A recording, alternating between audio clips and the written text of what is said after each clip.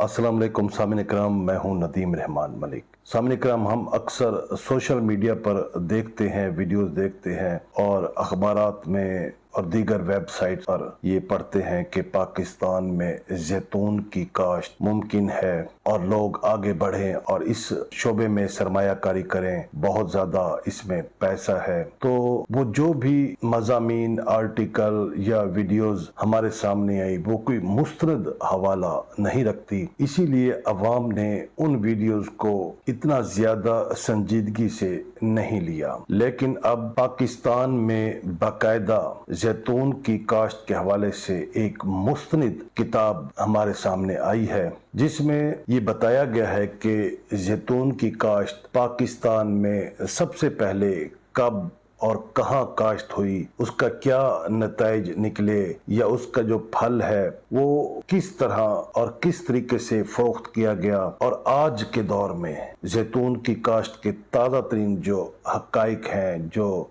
Status है वो क्या है, क्या अदाद व शुमार है, ये सब मालूमात कराची के एक सीनियर लिखारी सहाफ़ी जनाबे शबीर सोमरो साहब और जनाबे डॉक्टर फयाज आलम साहब ने एक किताब की सूरत में मुरतब किया, उन्हें कंपाइल किया और वो किताब हमारे सामने आई है, पाकिस्तान में जैतून की काश्त और ये तारीख, तजर्बात और इम्कानात क्या कुछ हैं।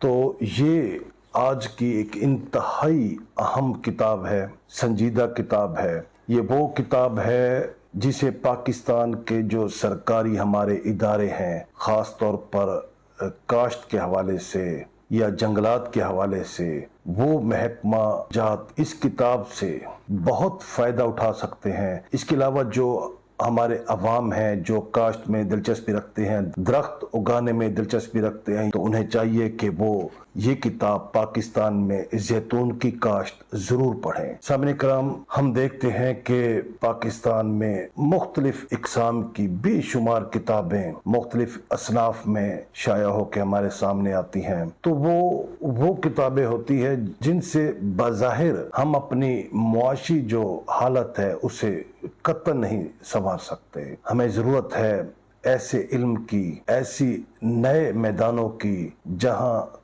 कम से कम सरमायाकारी करके हम बेशुमार फ़ायद हासिल कर सकते हैं, मुआशी तौर पर अपने आप को मजबूत कर सकते हैं। हमारे नए काश्तकारों, जिम्मेदारों और सरमायाकारों के लिए एक बिल्कुल नया मौजू है। इस तरह की मुस्तनद किताब हमारे सामने आज तक नहीं आई। इस किताब को पढ़ने से पता चलता है कि पाकिस्तान में पहली बार जैतून की काश्त कब हुई, और ख़ास तौर पर ये जानकर आपको हैरानगी होगी कि जब पाकिस्तान और हिंदुस्तान इकट्ठे थे और अंग्रेज़ों की यहाँ हुकूमत थी, तो सबसे पहले पाकिस्तान के जो इलाके हैं उनमें अंग्रेज़ों ने जैतून की काश्त का तजर्बात किए और उस दौर में वो तजर्बात कामयाब रहे।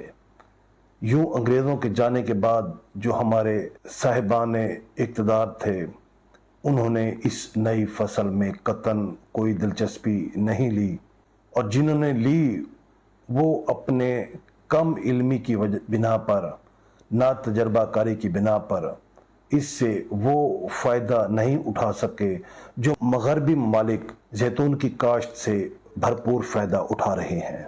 तो मैं समझता हूँ कि जनाबे शबीर सोमरो और डॉक्टर फयाज आलम की ये मुश्तरका लिखत है, लेकिन बुनियादी तौर पर इसे शबीर सोमरो साहब ने ही लिखा है। इस किताब में जो खुश आइंद बात है वो ये है कि पाकिस्तान में जैतून की काश्त के जो इम्कानात हैं वो इन्होंने रोशन करार दिए हैं। तो ये बहुत बड़ी बात है कि अगर पाकिस्तान के काश्तकार, जिम्मेदार और सरमायाकार जैतून की काश्त के हवाले से आज कोई कदम उठाते हैं तो जान ले कि मुस्तकबिल में वो इससे भरपूर फ़ायदा उठा सकते हैं। यूँ कह लें कि जैतून एक ऐसा जन्नती दरख्त है जिसे आप एक बार अपनी औलाद की तरह पाल लें। जैसे हम आमतौर पर आम के दरख्तों को कहते हैं कि इसको औलाद की तरह पालना चाहिए, तो लोग पालते हैं और माशाल्लाह तनावर दरख्त बनते हैं और साल हा साल तक आम की पैदावार देते हैं। तो जैतून ये वो दरख्त है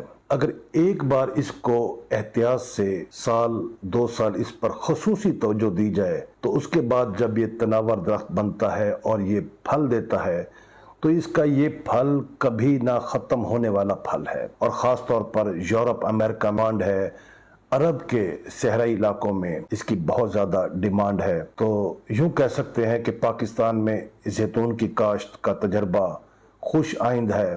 ہمیں چاہیے کہ ہم اس حوالے سے زیادہ لوگوں کو اویئرنس دیں کہ وہ اس فیلڈ میں آئیں، اس کاشت کو اپنائیں، اس فصل سے فائدہ اٹھائیں۔ تو یہی چیز جناب شبیر سومرو صاحب نے اپنی اس کتاب میں بھرپور انداز سے لکھی ہے۔ اب دیکھتے ہیں کہ اس کتاب میں کیا کچھ ہے۔ تو اس کتاب میں شروع میں ہی حضرت عمر رضی اللہ تعالی عنہ سے روایت ہے کہ رسول اللہ صلی اللہ علیہ وآلہ وسلم نے فرمایا، زیتون کا تیل سالن کے طور پر استعمال کرو اور اسے سر اور بدن میں لگاؤ، یہ مبارک درخت سے حاصل ہوتا ہے، یعنی کہ یہ جنت کا درخت ہے، اس میں کوئی شک و شبہ نہیں ہے۔ یہ بتاتے چلیں کہ شبیر سومرو صاحب کا تعارف بھی ہم آپ کے سامنے پیش کرتے ہیں کہ شبیر سومرو شاعر، صحافی اور مترجم شبیر سومرو سندھ کے شہر دادو میں پیدا ہوئے، سیتا روڈ قصبے میں پلے بڑھے اور انٹر کامرس کر کے 1984 میں کراچی آ گئے۔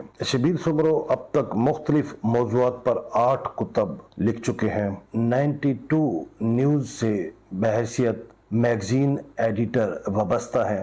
تو آپ کی یہ انتھک محنت ہے کہ پاکستان میں ایک منفرد قسم کی، نایاب قسم کی جو وقت کی ضرورت تھی، اس موضوع پر آپ نے قلم اٹھایا۔ میں سمجھتا ہوں کہ لاکھوں کروڑوں لوگوں کے لیے آپ نے بھلائی کا کام کیا، بھلے کا کام کیا، آپ نے اپنے حصے کی شمع روشن کر دی، اور یہ اب ہم لوگوں کا فرض ہے کہ ہم آپ کی اس محنت سے استفادہ کریں، نہ صرف اپنے معاشی حالت کو سدھاریں بلکہ اپنے ملک کو بھی مضبوط بنیادوں پر استوار کریں۔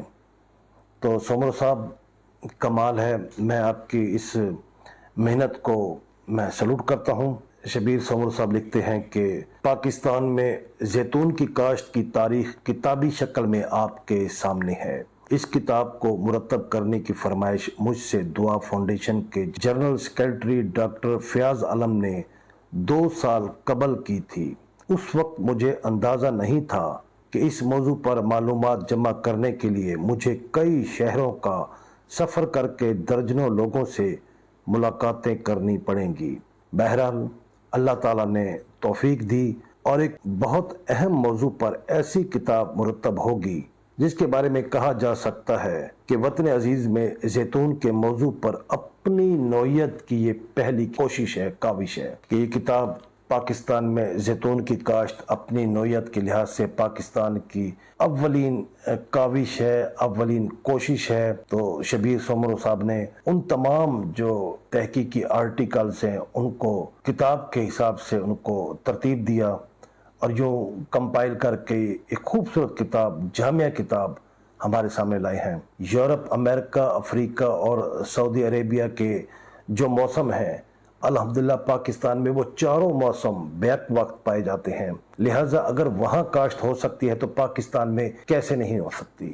کیوں ممکن نہیں ہے؟ بالکل ممکن ہے۔ اور اس کتاب نے ثابت کیا، ہمیں بتایا کہ پاکستان میں کن کن جگہوں پر باقاعدہ آج بھی زیتون کی کاشت کر رہے ہیں اور اس سے فائدہ اٹھا رہے ہیں۔ اب تو باقاعدہ جو زیتون کا پھل ہے اس سے تیل نکالنے کی جو مشینیں ہیں وہ بھی پاکستان میں موجود ہیں، زیتون کی مارکیٹیں بھی موجود ہیں، زیتون کا تیل نکالا جا رہا ہے اور باقاعدہ مارکیٹوں میں فروخت بھی ہو رہا ہے۔ ہاں البتہ اگر حکومت اس پر باقاعدہ توجہ دے، کتاب سے حاصل کردہ علم تمام جو کاشتکار ہیں، ذمہ دار ہیں، ان تک پہنچایا جائے۔ ضرورت صرف اس امر کی ہے کہ ان تمام لوگوں تک، ان تمام کاشتکاروں تک، ذمہ داروں تک زیتون کی کاشت کا علم پہنچایا جائے، اور یقین کریں کہ یہ بڑی نقد آور فصل ہے، اور اس سے جن جن لوگوں نے اس پر توجہ دی آج وہ معاشی طور پر بہت سٹرونگ ہو چکے ہیں،